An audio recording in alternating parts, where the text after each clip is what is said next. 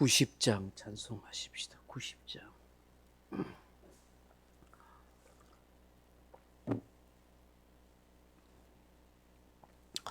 찬송가 90장입니다. 주 예수 내가 알기 전 날 먼저 사랑했네. 그 크신 사랑 나타나 내 영혼 거듭났네. 주 내 맘에 늘 계시고 나 주의 안에 있어 저 포도 비유 같으니 참 좋은 나의 친구. 내 친구 되심 예수님 날 구원하시려고 그 귀한 몸을 버리사 내 죄를 대속했네. 나 주님을 늘 믿으며 그 손을 의지하고 내 몸과 마음을 바쳐서 끝까지 충성하리. 내 진실하신 친구여 그 은혜 내려주사 날 항상 보호하시고 내 방패 되옵소서. 그 풍성한 참 사랑을 네 능히 끊을 소냐. 날 구원하신 예수는 참 좋은 나의 친구. 아멘. 하나님 말씀 사도행전 2장 14절로 21절 말씀까지 같이 읽겠습니다. 사도행전 2장 14절입니다. 베드로가 11사도와 함께 서서 소리를 높여 이르되 유대인과 예루살렘에 사는 모든 사람들아 이 일을 너희로 알게 한 것이니 내 말에 귀를 기울이라. 때가 제3시니 너희 생각과 같이 이 사람들이 취한 것이 아니라 이는 곧 선지자 요엘을 통하여 말씀하신 것이니 일러스되 하나님이 말씀하시기를 말세에 내가 내 영을 모든 육체에 부어주리니 너희의 자녀들은 예언할 것이요 너희의 젊은이들은 환상을 보고 너희의 늙은이들은 꿈을 꾸리라. 그때 내가 내 영을 내 남종과 여종들에게 부어주리니 그들이 예언할 것이요 또 내가 위로 하늘에서는 기사를 아래로 땅에서는 징조를 베풀리니 곧 피와 불과 연기로다. 주의 크고 영화로운 날이 이르기 전에 해가 변하여 어두워지고 달이 변하여 피가 되리라. 누구든지 주의 이름을 부른 자는 구원을 받으리라 하였느니라. 아멘. 사랑하는 성도 여러분, 본문에 보시면 사도 베드로와 11사도가 일어나서 지금 일어나고 있는 이 현상에 대해서 궁금해하는 사람들에게 설명하고 있습니다. 사실 그 누구도 생각하거나 상상하지 못한 일이 일어났습니다. 베드로를 비롯한 사도들과 120명의 성도들이 오로지 예수님의 말씀한 그 약속의 성령을 기다리면서 그렇게 기도하고 있었습니다. 그런데 그 성령의 역사가 바람같이 불같이 임하여 각자에게 다른 나라 언어로 하나님의 큰 일을 말하게 될 줄은 아무도 몰랐던 것입니다. 찾아온 수많은 디아스포라 유대인들과 이방인들뿐만 아니라 정작 다른 나라로 언어로 하나님의 복음을 외치고 있는 이 사도들도 성도들도 얼마나 신기하겠습니까? 그렇지 않겠습니까? 내가 어느 날 갑자기 기도하다가 성령 받고 방언을 하는데 스페인어를 하고 독일어를 하고 아프리카 말을 하고 그죠? 포르투갈어를 막 하면은 내가 생각해도 신기하잖아요, 그죠? 내 자신이 생각해도 다른 사람 듣는 사람들도 놀라고 신기하게 생각했지만 본인들도 굉장히 놀라고 신기했을 거예요. 그런 와중에 성령의 나타나심과 역사하심에 대해서 조롱하는 사람들이 생겨났잖아요. 세술에 취했다면서.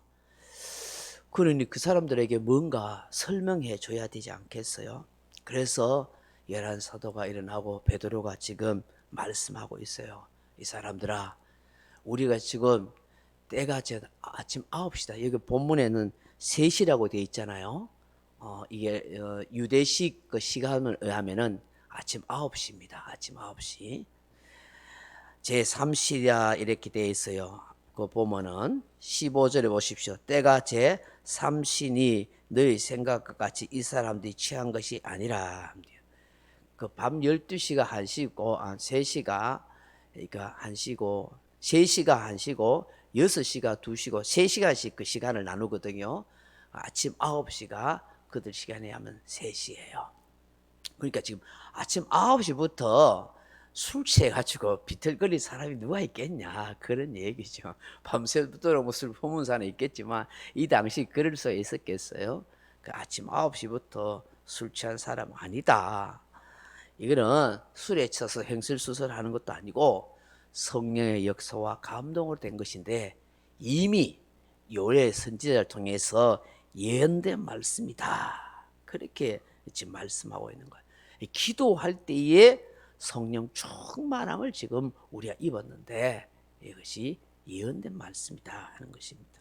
우리가 깨닫게 되는 것, 성령 충만함은 저절로 되는 것이 아니다 하는 것입니다.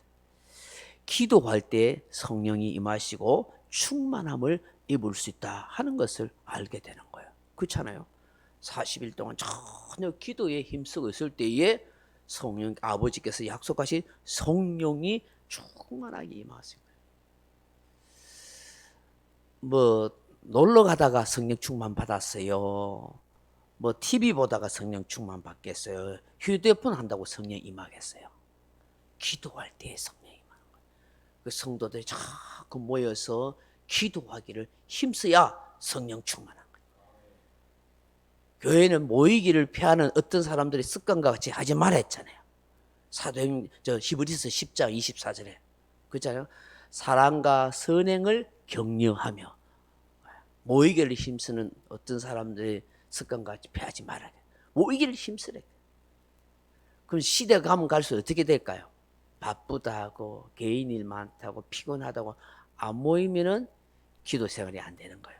혼자 기도 생활 하는 거 할 수 있겠죠. 그런데 약해요. 그게 잘 안 돼요. 바쁘고 힘들기 때문에. 여러분 장작불에 불이 활활 타오르는데 그 타오르는 장작불을 하나 빼가 보세요. 빼가지고 놔두면 금방 꺼져버려요. 타오르는 방각불에 넣어야 타는 거예요. 자꾸 교회는 모여서 기도하고 해야 영적으로 충만하고 은혜가 있고 기도 응답이 있고 하나님의 역사가 있고 마음에 응어리진 것이 풀리고 상처가 치유되고 하나님과의 관계가 회복되면 하나님이 내 일을 다 해주시는 역사가 있단 말이죠. 내가 영을 쓰고 애를 쓴다고 다 되는 거 아니에요. 하나님이 되게 해주셔야 돼요. 하나님이 묶인 거 풀어주셔야 되고 하나님이 막힌 것을 뚫어줘야 되고 하나님이 안 되는 걸 되게 해주셔야 되죠. 말로는 우리는 다 그래 하는데 실제 안 믿어요. 말로는 다 그래 하면서. 그럼 믿는 게 뭐예요? 믿으면은 기도하고 간구하고 은혜를 사모하고 될 줄로 믿습니다 하고 긍정적인 말을 하고 해야 되는 것이죠. 그 믿으면은 어쨌든 간에 하나님을 찾아야 되는 거예요. 기도의 자리에 나와야 되는 거예요. 은혜를 사모해야 되는 거예요. 순간순간 하나님 말씀 붙들고 뭐 어디에 있든지 간에 기도하려는 그런 마음을 가지고 시간을 작정해서 하나님 앞에 엎드리고 그래야 하나님의 은혜가 임하고 하나님이 깨달음을 주고 하나님의 마음을 새롭게 하고 내 삶과 내 인생을 이끌어 가시는 그런 역사를 경험하는 것이죠. 밤낮으로 휴대폰 갖고 있는데 붙들고 앉았는데 뭔 성령이 임하겠어요. TV 보고 있는데 네 그거만 보고 있는데 뭔 성령이 임하겠어요. 맨날 놀러 다니는데 뭔 성령이 임하겠어요. 성령의 임하시면 성경 사도행전 우리가 좀 앞으로 살펴보겠지만 세 가지가요. 세 가지. 성령이 임할 때 어떨 때요? 모여서 기도할 때요. 120명 성도들이 모여서 가지고 간절히 기도할 때, 때가 되면 역사하신다. 또 언제 성령이 임해요? 사도행전 10장에 보면 고넬료 가정이 말씀을 들을 때에 임한 거야. 사모함으로 간절히 사모할 때 성령이 임하더라고요. 또 언제 임자요? 주의 종이나 사도들 목회자들에서 안수기도 할 때에 성령이 임하더라고요. 사도행전에 그 세 가지에 세 가지. 성령이 임하고 성령 충만 받을 수 있는 거. 그러니 우리가 또 기도하면서 은혜를 사모해야 되는 거예요. 요엘 선지자의 이름의 뜻은 여호와는 하나님이시다 하는 뜻이에요. 우상 숭배가 난무하고 바알과 아세라 우상을 하나님처럼 섬기던 그 타락한 시대 속에서 오직 여호와만이 진정 우리의 하나님이요 이스라엘의 하나님이다 그렇게 외쳤던 선지자였어요. 지금 시대도 우리가 외쳐야 할 신앙의 고백은 예수만이 그리스도이십니다. 예수만이 메시아십니다. 예수만이 우리의 구세주입니다. 참 하나님이십니다. 그렇게 말하고 외쳐야 되는 거예요. 알아듣든지 모르든지 예수 믿으세요. 예수가 하나님이고 예수가 죄에서 구원하고 예수가 지옥에서 구원할 자고 천국 갈 자입니다. 고래 말하는 것도 어려워요. 뭐 복잡하게 뭐 설명할 거 뭐 있어요. 설명 안 해도 돼요. 당신도 예수 믿고 구원받고 천국 가자고 지옥 가지 말자고. 예수 믿으면 당신 문제 해결된다고. 주님이 알아서 해준다고. 우리는 주님을 전가하고 그 다음 문제는 주님이 알아서 하는 거예요. 알아서 주님께 맡기는 거예요. 17절 이하에 보면 요엘 선지자를 통해서 예언된 성령의 역사가 어떤 현상을 동반하며 무엇을 의미하는지 잘 말씀해 줘요. 17절 보세요. 하나님이 말씀하시기를 말세에 내가 내 영을 모든 육체에 부어주리니 너희 자녀들은 예언할 것이요 너희의 젊은이들은 환상을 보고 너희 늙은이들은 꿈을 꾸리라. 말세랬어. 말세가 뭐예요? 세상의 끝이에요. 세상 끝. 말세는요 예수님이 초림할 때부터 이미 말세가 시작돼요. 지금은 말세의 중에 말세예요. 이제 주님 오실 날이 가까이 오고 있는 거예요. 지금 처처 이제 지진가 일어나고 성경을 늘 보시잖아요. 마태복음 24장, 마가복음 13장, 누가복음 21장에 보면 예수님 재림의 때에 어떤 현상이 일어날 건가 잘 읽으셔야 돼요. 잘 읽으셔야 돼요. 그걸 읽으면서 이 세상을 잘 봐야 되는 거예요. 야, 처처 지진이 일어나고 기근이 일어나고 질병이 일어나고 야, 이게 주님 올 때가 가까이 올 때. 그럼 정신 차리고 있어야 돼. 기도하고. 그래 주님 공중 재림할 때 들려 올라가야지. 여기 남아가지고 우왕좌왕하면서 뭐 가슴 치고 울어봐야 아무 소용 없어요. 그때는 때는 늦으니 때는 늦어. 주님 오실 때 들려 올라갈 수 있는 믿음 준비하고 있어요. 지혜로운 다섯 처녀처럼 기름 등불 딱 준비하고 있어야 주님 오실 때가 어디야. 구원의 때가 은혜의 때가 늘 있는 거 아니라고요. 요엘 때 말세 때에 그런 역사가 있다는 거예요. 어떤 역사? 성령이 오시는 역사가 있다. 그렇게 말해요. 근데 성령이 누구에게 오겠어요? 남녀노소, 남녀 종에게 임하시는 거예요. 성령이 역사하신 거 임하심은 성차별이 없고 늙은 사람, 어린 사람 가리지 않고 심지어 신분의 차별도 없이 누구에게나 임한다는 거예요. 유대인, 이방인 할 것 없이 하나님이 택한 백성 누구에게나 하나님의 영, 성령이 있는 거예요. 아프리카 사람에게나 뭐 인도 사람에게나 뭐 러시아 사람에게나 하나님이 택한 백성은 다 성령이 임하신다. 그 성령이 임할 때 어떤 현상이 일어나요? 두 가지가 있어요. 두 가지. 첫째는 구원받은 백성과 구원받지 못할 백성들이 쫙 나눠지는 역사가 일어난단 말이에요. 성령이 오시면. 구원받은 백성에는 어떻게 역사하세요? 신비한 영적인 현상을 경험하게 하는 거예요. 17절에 보면은 자녀들은 예언하고 젊은이들은 환상을 보고 노인들은 꿈을 꾸리라 그렇게 말합니다. 이 노인들은 뭐 꿈꾼다는 게 자다가 뭐 그런 꿈은 개꿈이나 뭐 이런 쓸데없는 꿈이 아니고 뭐예요? 성령께서 주시는 하나님 나라에 대한 비전을 알게 한다는 거예요. 비전을. 기대감을 갖게 한다. 남종과 여종들에게는 예언하는 능력을 받게 한다. 그 성령이 역사하시면 택한 백성들의 그죠, 하나님의 진리의 말씀을 선포하게 하고 환상을 보게 하고 하나님 나라의 꿈과 비전을 가질 수 있다는 거예요. 그 나이가 먹어도요, 자꾸 세상 걱정하고 이 현상 그런 걱정하고 말이야, 육신적인 거 쫓으면 다 헛된 거예요. 나이가 먹어도 믿음을 가진 사람은요, 하나님 나라의 꿈을 가진 거예요. 비전을 가진 거예요. 하나님 나라가 임하게 하소서, 주의 뜻이 이루게 하소서. 내가 나이가 많지만은 그래도 하나님의 뜻이 일어나고 저 생명들이, 저 영혼들이 구원받아야 될 텐데, 이런 안타까운 마음으로 기도하고 믿음으로 복음 전하고 사람들을 권면하고, 우리가 나이가 먹을수록 흰머리가 많이 날수록 우리가 신앙에 더욱더 바르서야 되지, 우리가 좋은 성품을 가져야지, 이러면서 서로 권면하고 위로하고 격려하고 사랑으로 힘을 써야지. 수십 년을 인생을 살아오간 나이가 많이 먹고 흰머리 나고 주름이 졌는데도 늘 모양으로 인상에 쓰고 하고 시기 질투를 하고 늘 잘 삐지고, 다 뻥이네 뻥이요. 그럼 나이 먹으면 값을 못하는 거예요. 연세가 드실수록 더 성령 충만을 입어가지고 덕이 있고 은혜가 있고 사랑이 있고 존경받을 수 있는 그런 신앙의 사람이 돼야 되죠. 안 그래요? 젊은이들이 누구를 본받고 따르겠어요?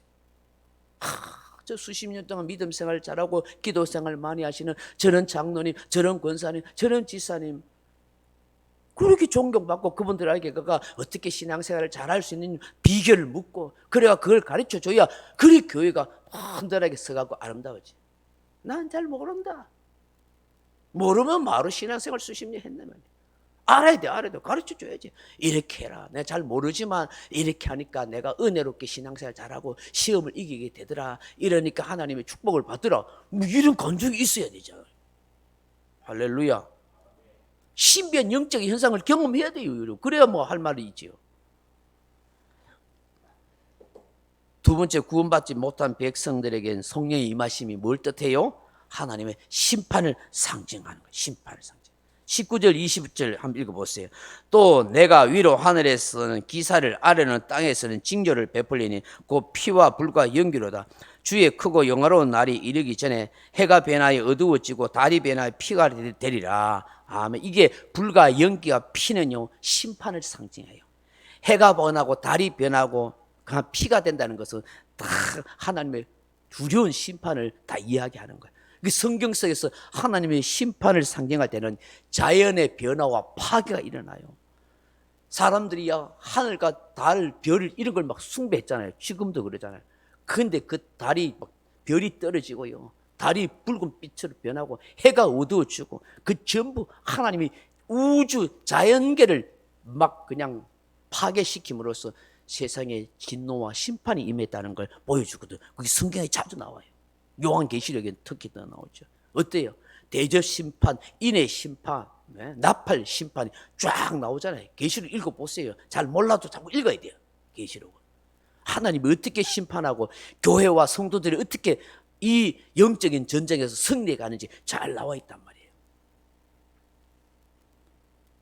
사랑하는 성도 여러분, 이렇게 베드로가 성령의 임하심을 통해서 세술에 취했다고 조롱하는 사람들, 이해할 수 없는 성령의 역사 앞에서 신비하게만 생각하고 있는 그 순한 사람들에게 요엘 선지자를 통해서 이미 예언된 말씀이고 지금 성취되고 있다는 것을 말씀하고 있는 거예요. 그러면서 21절의 결론을 뭐라고 이야기해요? 같이 읽어볼까요? 누구든지 주의 이름을 부르는 자는 구원을 받으리라. 아멘. 네. 성령이 지금 임하시면 지금 심판받을 자나 구원할 자나 하나님께서 기회를 주고 있다. 누구든지 예수 이름을 부르면 구원 얻을 수 있는 기회가 지금 있다. 그러니 예수 믿고 회개하고 하나님께로 돌아오십시오. 하나님의 참된 백성 자녀가 되십시오. 그래야 성령의 인치심을 받고 구원함을 얻습니다. 그렇게 말씀하는 거예요. 이 새벽에 주시는 말씀을 잘 묵상함으로 주여 나에게 성령 충만하게 주시고 신령한 은혜와 지혜와 능력을 더하여 주옵소서. 그래서 담대하게 하나님의 복음과 예수 믿는 구원 얻는 진리를 담대하게 외칠 수 있도록 역사해 주옵소서. 그렇게 기도하는 우리 모두가 되기를 주님의 이름으로 축원합니다. 명령과 선포합니다. 1. 나는 주님의 은혜로 모든 일에 날마다 점점 더 좋아지고 있다. 나는 오늘부터 다른 사람을 비난, 원망하거나 비판, 판단, 정죄하지 않겠습니다. 나는 하나님 다음으로 나를 사랑한다. 나는 나를 사랑한다. 교만은 독약이다. 그 어떤 경우에도 감사합니다. 나는 내 안에 살아계신 예수님 때문에 행복하다. 있을지어다 그대로 되니라. 좋아하더라. 아멘.